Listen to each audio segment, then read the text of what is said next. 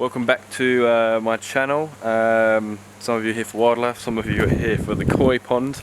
Now this is going to be another koi pond episode, just a bit of a catch up. Got a new addition. Don't worry, I've not just gone to the shop and bought loads of new fish.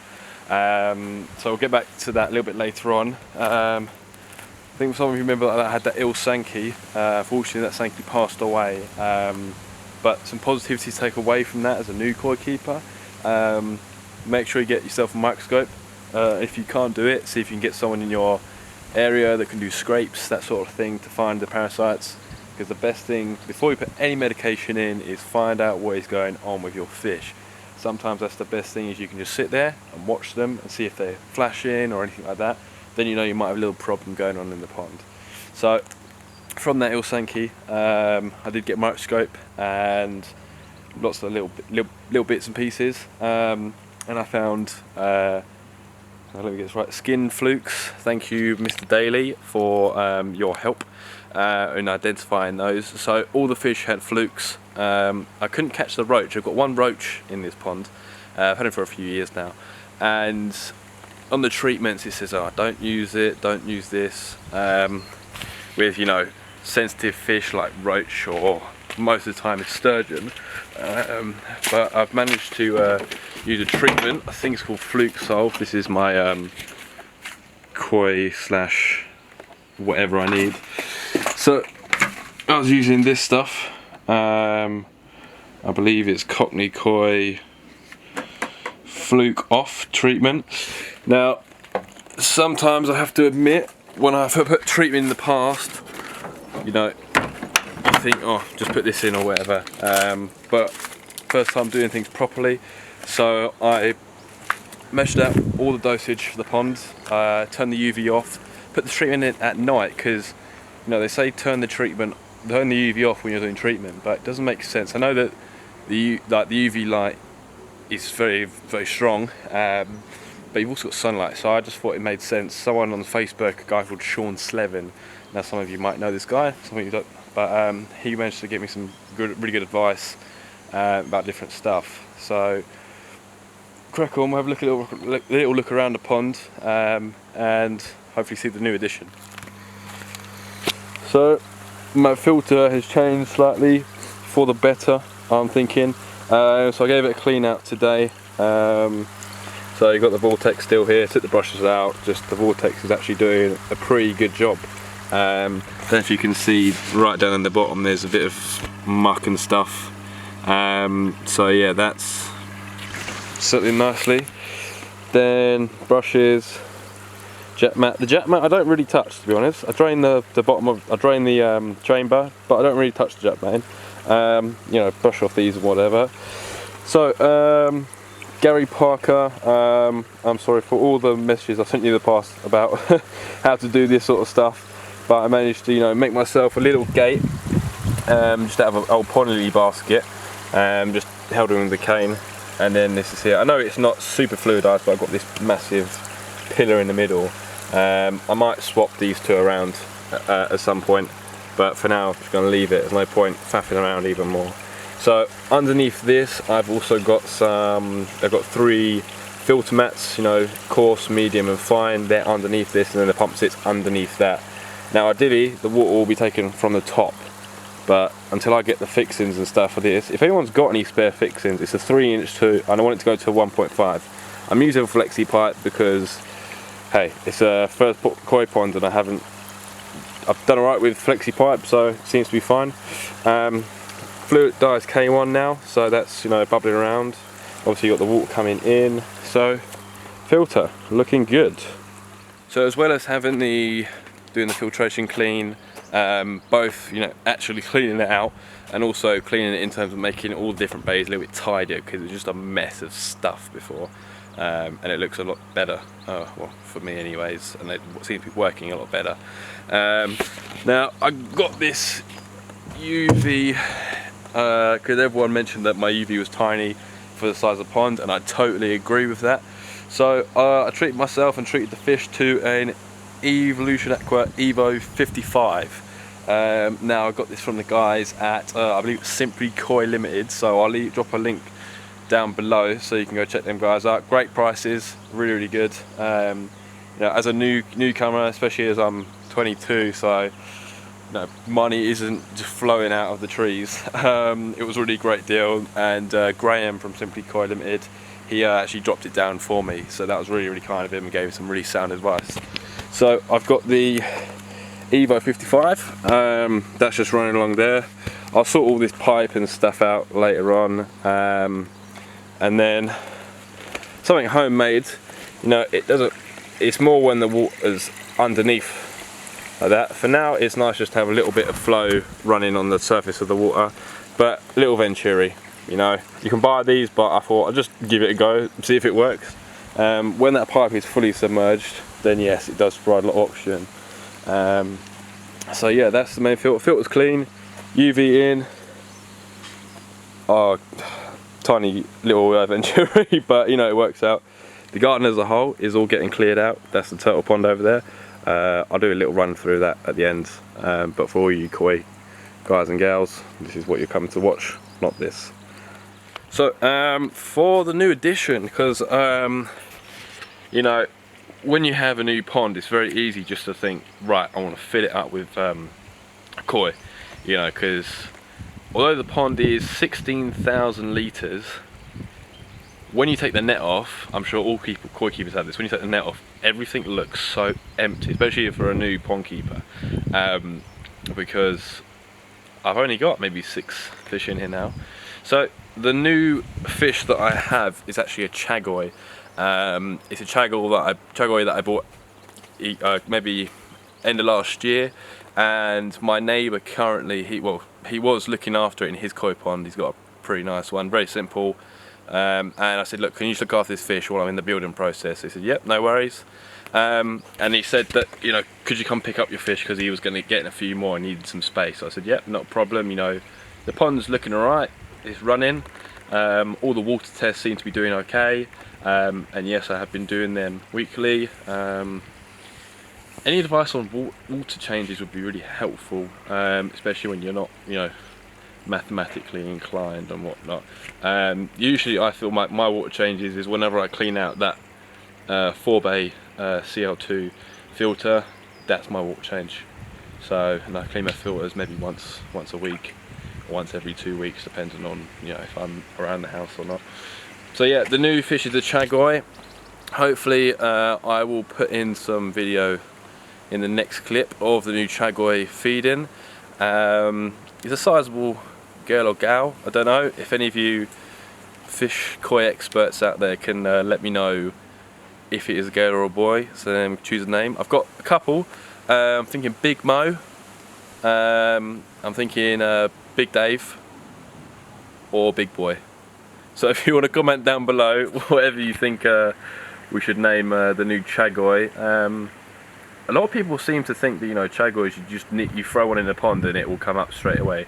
This guy comes up, but I think perhaps because where the pond he was in previously with my neighbours, it was quite a heavily stocked pond, so I think the kind of thrashing around of the other fish trying to feed makes the chagoi that kind of puppy dog of the pond. So for now he's the biggest in there, and you know, he'll come up here and there, but hopefully when I get a few more fish in there, he'll be a bit more friendly. So, but yeah, I'll put now in this next clip some underwater footage of the chagoi, as well as some of the other fish that you can see. I've still got loads of finds in the water, but to be fair, I'm not really too bothered about that. You know, I can see my fish. You know, I might put some filter floss on in a month or two, but I don't really need to right now. Pond's alright. It's just the last little bits. Like, you know, this needs to be decked off so that, you know, I can cut rid of this black stuff. This is all getting gravelled. Get my nice bench there. This table and chairs that I'm sitting on is going to go up there somewhere. I've got no playhouse panels, so I'm going to make a little chill out area / bar, because you've got to have a bar when you have a koi pond. So yeah, I'm going to put in the video now of the fish in the pond feeding.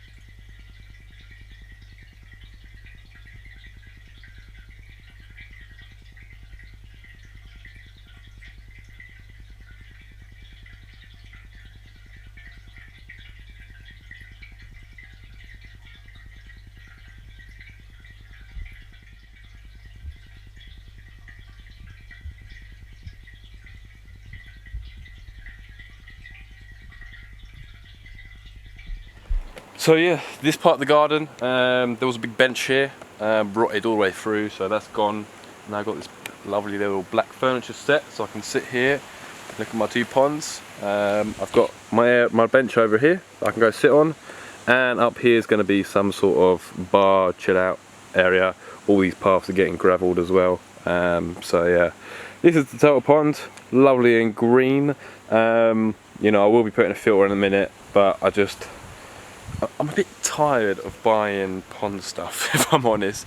Koi pond, don't mind so much because, you know, koi fish aren't too cheap these days, especially good ones. So keep them all nice and happy. Turtles, there's no fish in this pond, it's just turtles. I have a common snapping turtle, 3 red-eared sliders and a musk turtle. Musk turtle and a snapping turtle you never see because they're always in the water. I've lost a few sometimes, but I've got them back. So I made this little fence just out of some boards, and that goes the entire way around there. Got a few different plants, love this fern. I got this last year, and what I kind of aim to do is put a few more ferns around, plant some of them in the rockery over here, just to give kind of that, you know, Cretaceous Jurassic Park kind of feel, and I'll plant this bamboo down here to provide a bit of cover. The idea would be to get this waterfall running. It's more like a little creek bed, and then I've got these grasses because the sun sets over here, so this will hopefully be really nice with the sunshine coming through. These turtles are more like rock climbers, so you got one of them just down here, hopefully you can see that alright, and you got another 2 over here. Now without my glasses I can hardly see him. The snapping turtle is in here somewhere, but I don't particularly want to put my fingers in, just in case he's waiting to munch. But yeah, I made all this rockery. Once this is all planted in, apart from me thinking just plant it, and then just have an in-pond filtration fountain type of thing, because there's no fish in here. If I do put any fish in, it will just be some goldfish, or some minnows or something, just maybe for the turtles to scavenge around. But yeah, these lovely grasses. All this for £2. I got these, each pot was £2. This one was a bit more expensive because it came from the garden centre. But all these little ferns, and all these grasses, £2 a pot. So a lot cheaper than the koi pond. But yeah, so to give you guys an overview of the garden, because I don't think many of you've seen the pond, but so that is going to be where the I would use these playhouse panels, put them around there. This is all going to be gravelled, planted up, turtle pond, chill out area, and koi pond, path going round, filter. Now I've actually done, I would say, some of it, like this rockery down here, you know, the basic foundations of where stuff is, my dad did many years back. So unfortunately he doesn't live with me, but it's kind of now my garden that I can do what I want to do. So all of the stuff you see here, I've ripped out that old liner, put a new one, built this rockery up here, obviously built the koi pond by myself, cleared all this area so that, you know, after coming home from work I've got somewhere that I can just chill out and relax. And then here are the fishies. So you've got the Kockney and the Mukashi from Mike, the chagoi from second hand, someone just selling. Oh, I forgot, there's a GoPro down here somewhere. Yeah, that's the GoPro, you can hardly see it, but so yeah, pond is looking a lot nicer now. Treatment's all done, so I'm officially fluke free, touch wood, hopefully. So yeah, we'll catch you on the next one. By that point I'll try to have either gravelled some of this or at least put the decking on here. I need to get some waste drainage pipe to make a net frame. I'm going to go 2 net frames because it's a little bit of larger pond.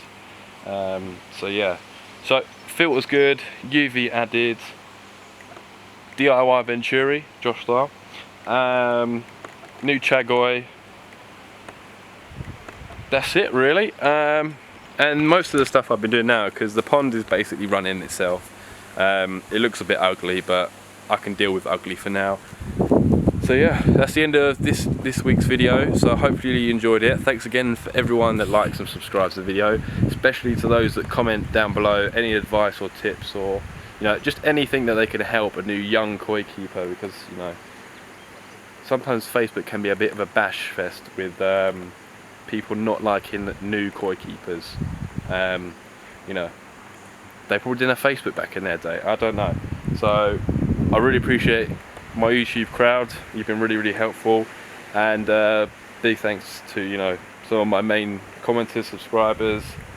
If I've forgotten to do anything from the previous comments and whatnot, I'll try to respond to that in the comment section below. But if you did enjoy this video, like, subscribe, smash that notifications bell so you don't miss any of my lovely gorgeous face, and I'll probably see you on the next one, when hopefully I've actually done something different. I feel a bit like I'm turning into Mr. Andrew Daly here, just babbling on, but all full of great information, of course. And now I have my very own chagoi. So if you want to comment down below, it's either Big Mo, Big Dave, or Big Boy, or Big Bertha if it's a girl. So any of you koi keepers down below, if you can just comment whether you think it's a female, male, that'd be really great. And no, I haven't measured it because I don't have the money to go and buy an expensive blue bowl and tape. I actually had to make a sign net from just some training stuff, because it is so hard to fish these guys out, because most of them are still pretty small, and I don't have a wooden Japanese style net. So it works all good. Fish seems to be doing all right. So yeah, again, thanks to everyone that's commented, subscribed. If you can share these videos or whatever, just to spread the word and help a young koi keeper grow, that'd be really great. So we'll see you on the next one.